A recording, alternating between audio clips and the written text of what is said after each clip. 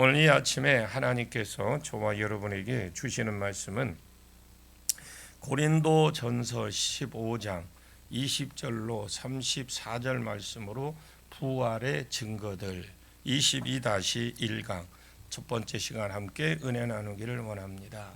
12절에 그리스도께서 죽은 자 가운데서 다시 살아나셨다. 전파되었거늘 너희 중에 어떤 사람들은 어찌하여 죽은 자 가운데서 부활이 없다 하느냐.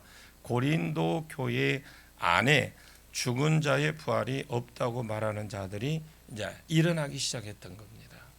이것은 헬라 철학의 영향이기도 하겠죠.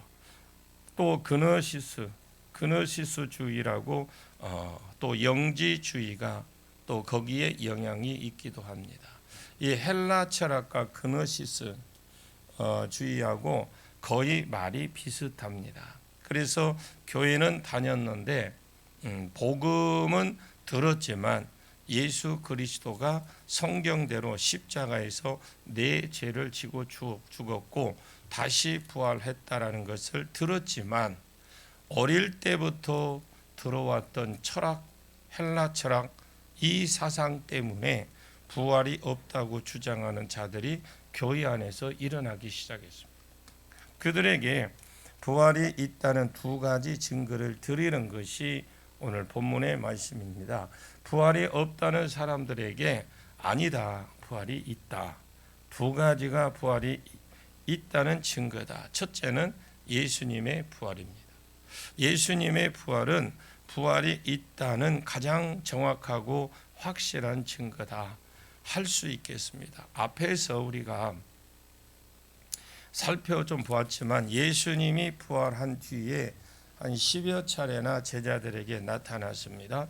많은 사람들에게 자기가 부활한 뒤에 바로 승천한 것이 아니고 이 땅에 40일 동안 계시면서 게바에게 나타나서 증거했고 사도들에게 또 12 제자에게 또 500여 명의 사람들에게 그 중에 태반이 다 살아 있습니다. 그 당시 많은 증거들을 남겼기 때문에 예수의 부활은 부활이 있다는 가장 확실한 증거죠.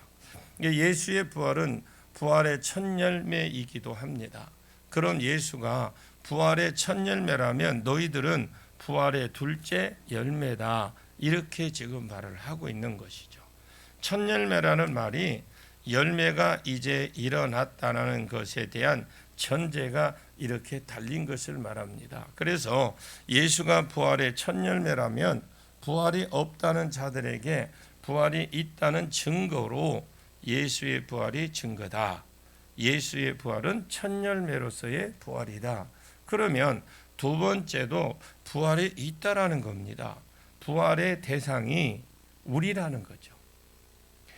우리 아버지를 믿는 예수를 믿다가 죽었는데 우리 아버지 그러니까 예수를 믿다 죽었는데 부활 안 하던데 아버지가 죽었는데 부활을 안 하던데 예수 믿었는데 우리 아버지 예수 믿다가 죽었는데 영은 천국에 갔는지 모르겠지만 부활 안 하던데 물론 그런 질문은 없지만은 그런 질문이 있습니다. 하고 그것에 대한 답을 합니다. 언제 부활했느냐?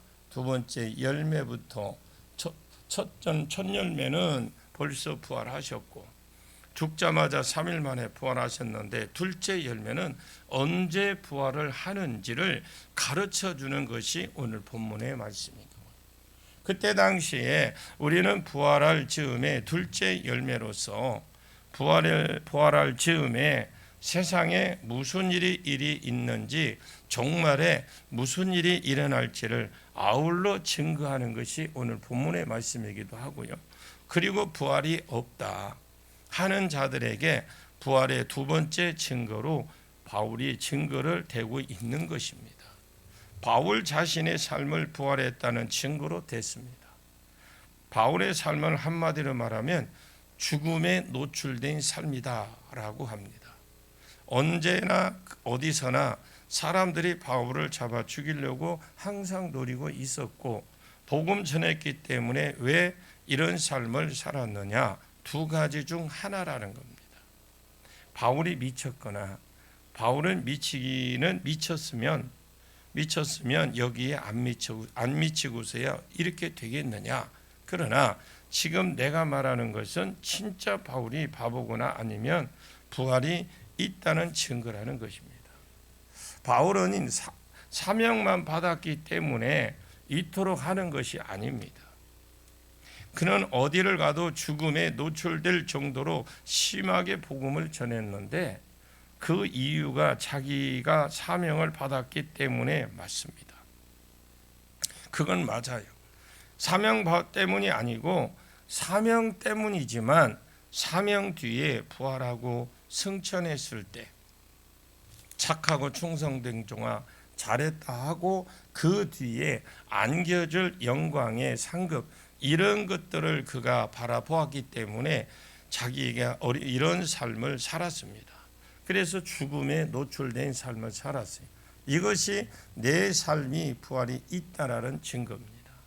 이렇게 말하는 것이 바로 오늘 두 번째 증거고 아무나 할 수 있는 말이 아닌 것 같습니다.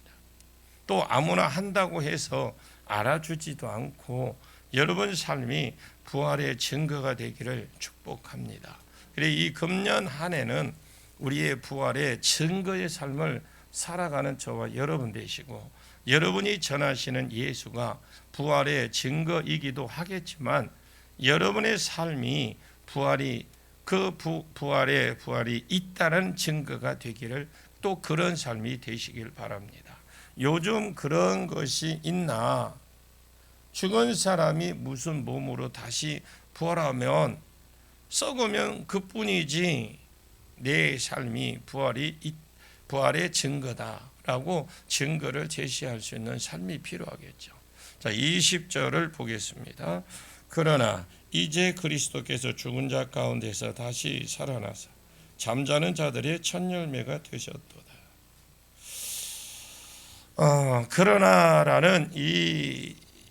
그러나 이제라는 말은 앞에 있는 부활이 없다는 12절부터 보면 부활이 없다는 자들에게 바울이 가정법을 써서 5번이나 만일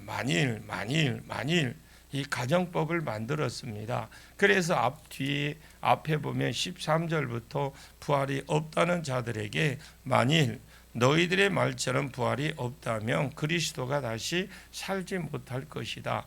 그리스도가 살지 못했다면 우리가 증거하는 거 헛것이다. 너희가 믿는다 하는 것도 헛것이다. 우리가 하나님의 거짓 증인으로 드러날 것이다. 왜 그러느냐? 우리가 예수 그리스도를 다시 살아났다고 증거를 했기 때문에 하나님이 다시 살렸다고 증거했기 때문에 하나님의 거짓 증언으로 드러날 것이다.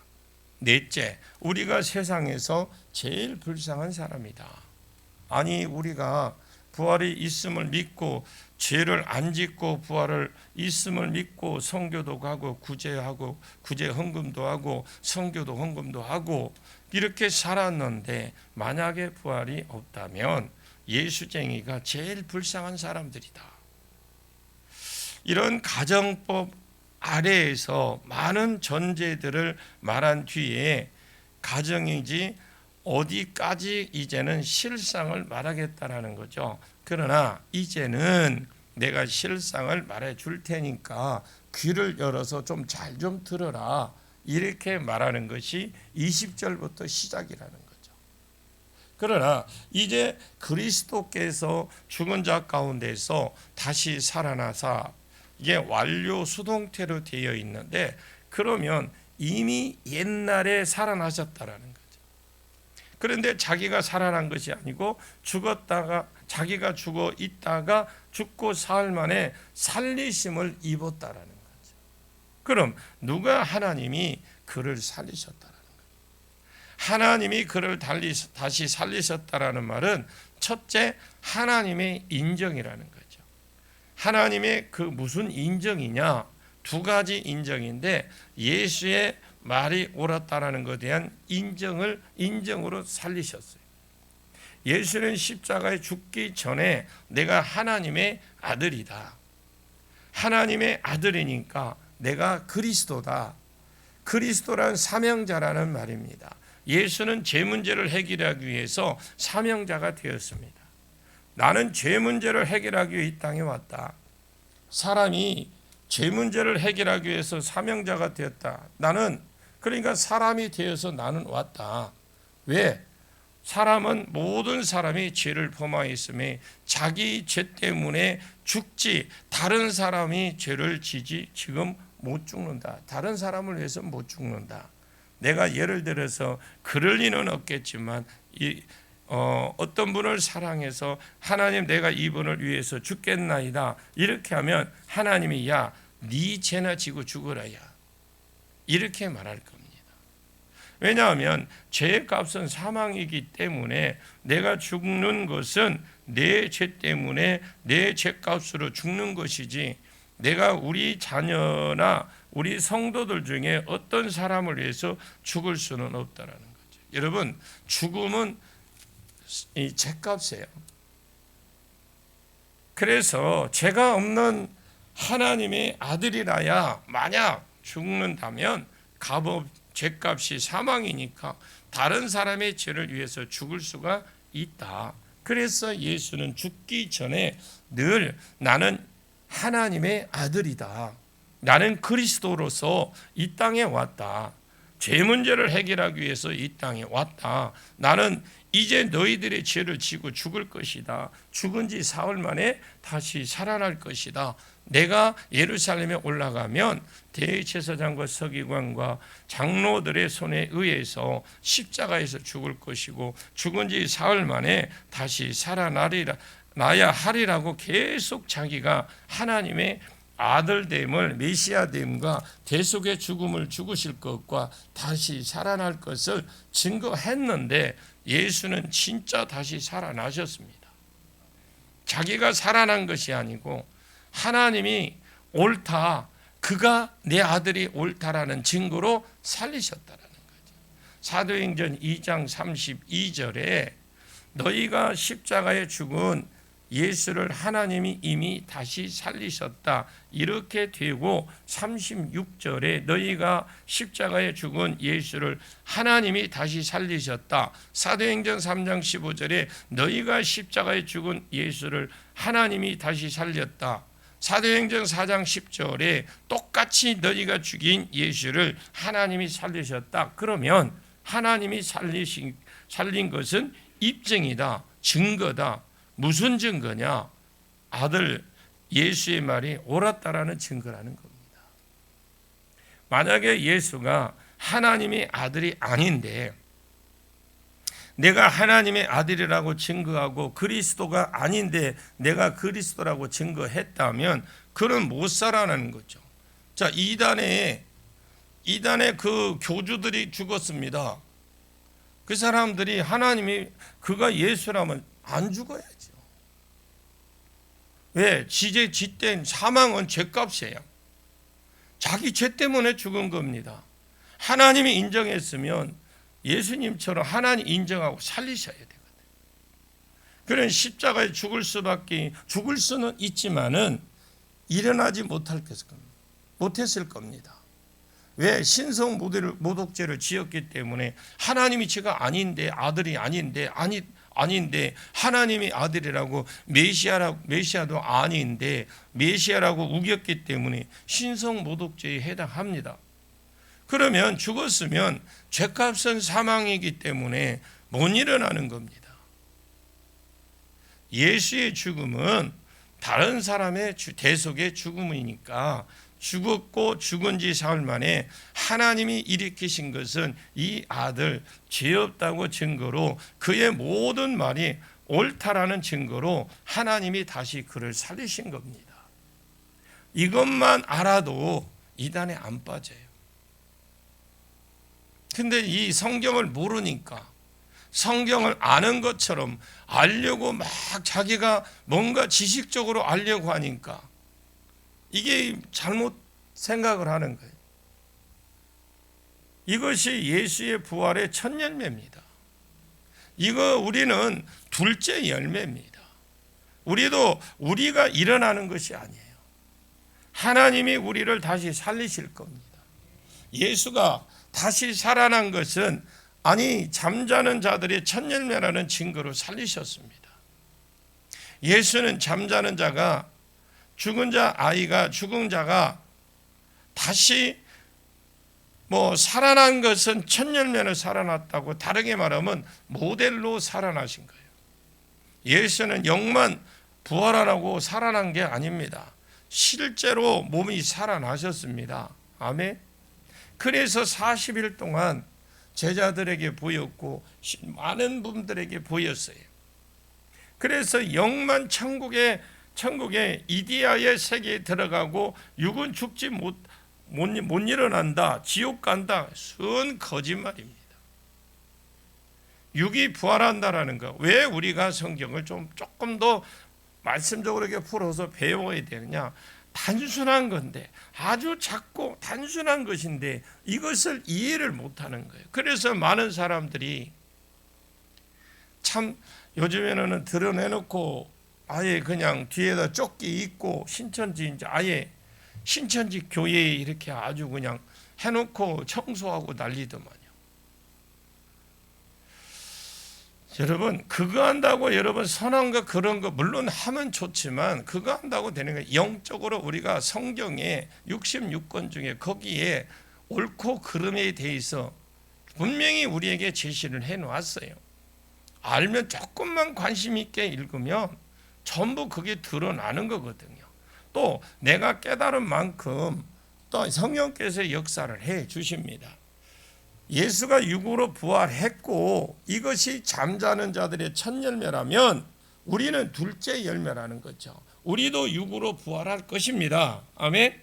21절 봅니다. 사망한 한 사람으로 말미암았으니 죽은 자의 부활도 한 사람으로 말미암는도다. 여기에 사망이 죽음의 한 사람으로 말미암았으니 그랬어요. 헬라어 성경의 21절 앞에 왜냐하면 이라는 말이 있습니다.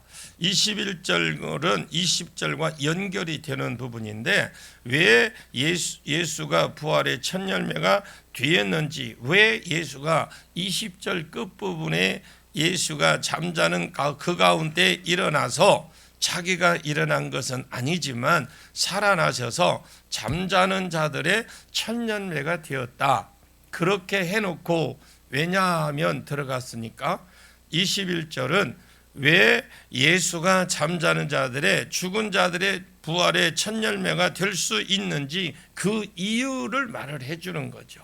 그래서 이유가 사망이 한 사람으로 말미암았으니 죽은 자의 부활도 한 사람으로 말미암는도다. 로마서 5장 12절부터 21절까지 대표성의 원리를 말하죠. 아담도 대표자로서 범했고 예수도 대표자로 죽어서 부활했다. 이 대표자의 원리가 로마서 5장에 나옵니다. 이 사망이 한 사람으로 말미암았으니 이 땅의 죽음은 어떻게 생겼느냐? 죽음은 창세기 2장 15절에 하나님의 흙으로 사람을 비춰서 만들었습니다. 코에 생기를 부어러 넣고 그 사람에게 사명을 주었습니다. 사명에 무엇을 주었느냐? 에덴 동산을 좀 네가 잘 지켜라. 지켜라가 아니라 네가 잘 섬겨라. 우리나라 성경에는 다스리라고 되어 있는데 에덴 동산을 좀 가꾸고 해라. 호랑이가 계속 싸우려 하려면 네가 가서 절제를 시키고, 그렇게 하면서 에덴 동산을 섬기도록 다스리는 자로 하나님이 인간을 만들어 놨어요. 그리고 돌봐주라고 했습니다. 에덴 동산을 지키라. 에덴 동산을 잘 지키고 돌보고 섬겨라. 이렇게 사명을 주었습니다. 이 사명을 주면서 그 사명 뒤에 언제나 상급이 나와요. 에덴 동산에 있는 모든 나무 실과는 네가 먹어라. 에덴 동산에 있는 모든 나무나 실과들은 내가 임의로 먹되 먹고 싶은 대로 수시로 먹어라. 그러나 그럽니다. 그러나 에덴 동산 중간에 있는 선악을 알게 하는 나무 실과는 먹지 마라. 이것을 먹는 날에는 반드시 죽으리라. 자, 정령 죽으리라가 반드시 죽는다라는 말입니다. 반드시 죽을 것이다 이렇게 했어요. 그 약속들은, 그 말들은 아담도 그랬습니다. 예, 알겠습니다. 안 먹을게요. 이렇게 했겠죠. 이 언약을 맺을 때에 인류는 인류의 조상이 아담이니까 인류는 아담의 허리 아래에 있었습니다. 아담이 하나님과 선악을 알게 한 나무의 실과를 안 먹겠다고 약속했을 때 아담 밑에 있는 인류들은 그때 당시 어디 있었느냐? 아담 허리에 있었다. 아담 허리 아래에 있었다라는 말은 완곡한 표현이고 아담 생식기 안에 있었다라는 거예요. 아직 안 나왔다라는 거잖아요. 아담이 그때 당시에 선악을 알게 하는 이 나무의 실과를 안 먹겠다고 언약한 것은 인류의 대표자로서 언약을 맺은 겁니다. 자기 혼자 개인적으로 1대1로 하나님과 언약을 맺은 것이 아니라 인류의 대표자로서 언약에 맺었다라는 거예요. 그런데 아담도 그것을 알았습니다. 타락하기 전 아담을 정확하게 알려면 예수를 알면 아담을 정확하게 알 수 있습니다. 왜냐? 하나님의 형상으로 사람을 지었기 때문에 하나님의 지혜, 하나님의 성품, 하나님의 능력이 아담 안에 다 있었다라는 겁니다. 예수는 타락하기 이전에 사람의 몸을 입고 오신 하나님이기 때문에 하나님의 지혜, 하나님의 성품, 하나님의 능력이 있었습니다. 타락하기 전에 아담은 가장 근접된 사람을 찾으라면 예수다 할 수 있어요. 지혜가 인간들과 다릅니다. 아멘입니까? 지혜 자체는요, 인간들과 다릅니다. 타락하고 난 뒤에 자기 지혜와도 아담은 달라요.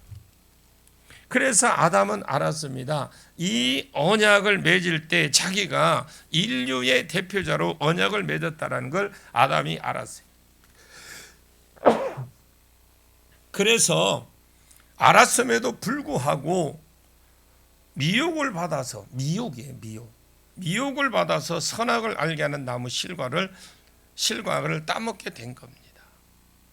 그래서 자기만 죽을 뿐만 아니라 이것을 내가 먹는 날에는 내 자녀 그 후손까지 다 죽는다는 걸 알면서도 그가 선악을 알게 하는 나무 실과를 따먹었어요. 그럼 죽음은 어떻게 왔느냐? 죽음은 우리하고 아무 상관이 없어요. 그냥 우리의 온 인류가 하나님과의 언약을 어긴 바람에 아담이 죽는 것이 아니고 그 밑에 있는 후손들이 다 죽은 거예요. 죽는 것입니다. 좀 억울한데요? 그죠? 당신만 억울한 거 아닙니다. 나만 억울한 게 아니잖아요. 여러분들도 억울한 겁니다. 그러나 성경은 그 실제로 죽음이 그 전에 죽음이 없었는데 영원히 사는 자로 하나님이 지었는데 그때부터 죽었고 그 후에 자손들을 선악과를 따먹지도 않았는데 자동적으로 죽었습니다. 그래서 하와가 다 따먹었기 때문에 뱀에게 주신 벌이 뭐냐? 뱀은 배로 다니고 흙을 먹는 것. 여자에게 주신 벌은 해산하는 고통을 그에게 더하게 하는 겁니다. 남자에게 주신 벌은 이마에 땀을 흘려야 소산을 먹는 것. 모든 사람에게 주신 벌은 너는 흙이니 흙으로 돌아가고 이것이 사망이고 아담 이후의 모든 인간은 동일한 죄를 지었다고 가정하는 겁니다. 그래서 다 죽는다. 다 죽었습니다. 왜? 예수가 부활의 첫 열매가 될 수 있느냐라는 거죠. 왜 부활의 첫 열매가 될 수 있느냐? 대표적으로 예를 들었습니다. 사망이 한 사람으로 말미암았으니 이제 끝나고 죽은 자의 부활도 한 사람으로 합니다. 예수도 이 땅에 오셔서 십자가를 지실 때에 자기 죄가 있어서 진 것이 아닙니다. 예수는 인류의 대표자로 오셨습니다. 그리고 인류의 죄를 대신해서 그리스도로 오셨습니다. 그래서 대표자로서의 그리스도로서의 십자가에서 죽었습니다. 자기 죄가 없어요. 우리 죄를 대신해서 우리의 대표자를 예수가 죽으신 겁니다. 이로 인하여 부활도 한 사람으로 말미암아 온다. 우리에게 부활이 생명을 얻을 것이 일어나게 된 것이죠. 어떻게? 아담 안에서 모든 사람이 죽은 것 같이 아까 말했지만은 아담이 선악과를 알게 하는 나무 실과를 따먹었으면 모든 사람이 떡 따먹고 나서 모든 인간이 다 죽었어요. 그래서 아담 안에 있으면 결과가 사망입니다. 아담 안에 있은 모든 사람이 죽습니다. 그리고 죽은 것 같이 이와 같이 그리스도 안에 있으면 모든 사람이 생명을 얻을 것입니다. 그런데 아담 안에 있는 것은 조건이 필요 없어요. 그냥 인류가 다 있으면 아담 안에 있게 되는 겁니다. 그런데 예수 안에 있는 것은 가만히 있으면 안 됩니다. 조건이 있어야 합니다. 예수 안에 있는 조건은 필요합니다. 예수가 내 죄를 하나님의 아들이요 그리스도요 내 죄를 대신해서 죽었다는 것을 믿는 내 액션이 있어야 돼요. 어떤 액션이 필요하다라는 겁니다. 이 액션이 있을 때에 우리가 예수 안에 있을 수 있고 예수 안에 있는 자는 다 생명으로 들어간다라는 거죠. 그래서 아담 안에 있는 것과 예수 안에 있는 것 차이가 있다라는 겁니다. 아담은 그냥 가만히 있어도 돼요.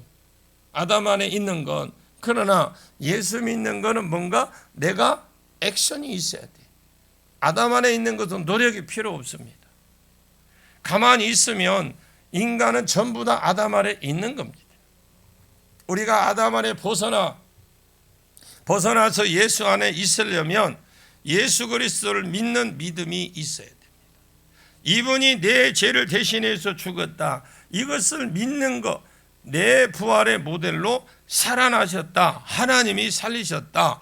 이것을 믿는 것, 이것을 믿는 믿음이 있으면 이 사람은 아담 안에서 벗어나서 인류가 아담 안에 있지 않으면 예수 안에 있는데 예수 안에 있지 않으면 아담 안에 있으면 모든 사람이 죽는 것 같이 그래서 내가 죽어서 지옥에 들어가려면 가만히 있으면 되는 거예요. 예수 안 믿으면 되는 거예요.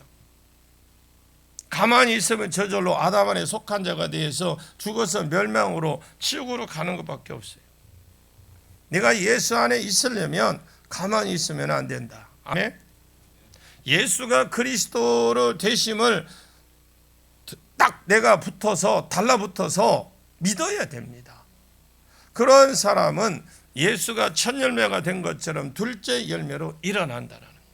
그래서 삶을 얻으리라가 원어에 보시면 미래의 수동태로 되어 있어요. 지금 당장에 죽은 자가 안 일어난다 할지라도 나중에 몸으로 일어난다라는 것입니다. 자, 23절 한번 보고 마치겠습니다. 23절입니다. 시작. 그러나 각각 자기 차례대로 되리니 먼저는 첫 열매인 그리스도요 그 다음은 그가 강림하실 때에 그리스도에게 속한 자요. 아무리 미약한 미물도 나름대로 그 안에 질서가 있습니다. 하물며 죽은 자의 부활도 질서가 있다라는 거예요. 그러나 부활에 대해서 말해놓고 그러나 각각 자기 차례대로 되리니 그러면 첫째 부활은 첫 열매 되신 그리스도요. 예수는 부활의 첫 열매로 부활하셨다라는 겁니다. 둘째 열매는 그리스도요. 그가 강림하실 때 그에게 속한 자요. 예수께 속한 자가 둘째 부활의 열매라는 것입니다. 그러면 속한 자라는 말은 예수를 믿는 자라는 말입니다. 그래서 공동 번역에 믿는 자라고 바꾸어 놓은 거예요. 앞에 있는 예수 안에 있는 자하고 말이 똑같습니다. 예수 안에 있는 자는 예수 믿는 자, 예수 믿는 자는 예수께 속한 자, 예수께 속한 자는 둘째 열매로서 부활을 한다라는 것입니다. 시골 아버지 계속 믿다가 죽었는데 우리 시골 아버지 죽었는데 부활 안 하네. 영은 올라갔겠죠. 그런데 몸은 그냥 죽어서 무척 가만히 있는데 언제 부활하는지를 말해주는 거죠. 보라, 그러나 각각 차례대로 첫째는 첫 열매이신 그리스도요, 이분은 죽은 지 사흘 만에 하나님이 살리셨습니다. 둘째, 그가 강림하실 때에 그리스도께 속한 자, 믿는 자라야 부활하는데, 둘째 열매로 부활하는데 지금 부활하는 것이 아니라 그가 강림하실 때다. 아멘.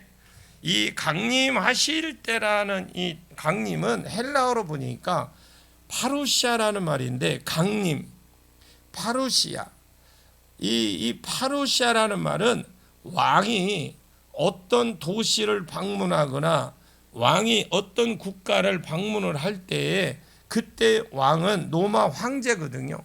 그 로마 황제가 어떤 도시나 방문하거나 국가를 방문할 때 그 용어가 파루시아입니다. 파루시아. 예수 초림 때는 조용히 오셨습니다. 구원을 위해서 오셨기 때문에 다시 오셨지만, 다시 재림은 우리가 누가 보아도 이것이 파루시아 강림 재림할 것입니다. 이제 나머지 부분은 내일 계속 이어나가도록 하겠습니다. 기도하겠습니다. 참 좋으신 아버지 하나님, 은혜를 진심으로 감사를 드립니다.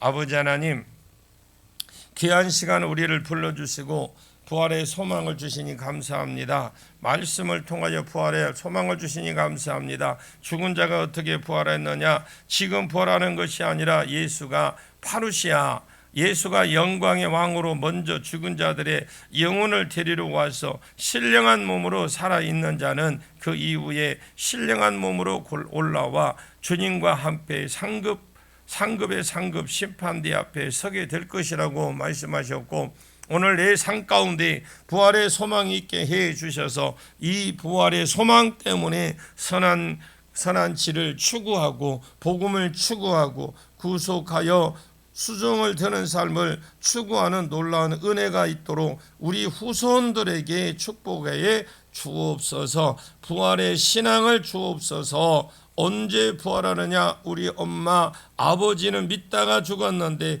여전히 육신은 흙에 묻혀 있더라. 예수께서 파루시아 만왕의 왕으로 강림하실 때, 그때 죽은 자의 영혼도 다시 올릴 것이고, 또 하나님이 죽은 영혼을 육을 살려 신령한 몸으로 바꿀 것이고, 이후에 살아있는 우리의 모든 신령한 몸으로 바꿔서 영광 가운데 구름 속으로 이끌려 그리스도의 심판대 앞에서 상급을 받을진데, 하나님, 우리가 이 부활의 때를 바라보며 선한 행실로 추구하고 살아가는 삶이 있도록 축복해 주옵소서. 내 삶이 부활에 있음을 증명하는 삶이 되도록 축복해 주옵소서. 예수님의 이름으로 간절히 기도하옵나이다. 아멘.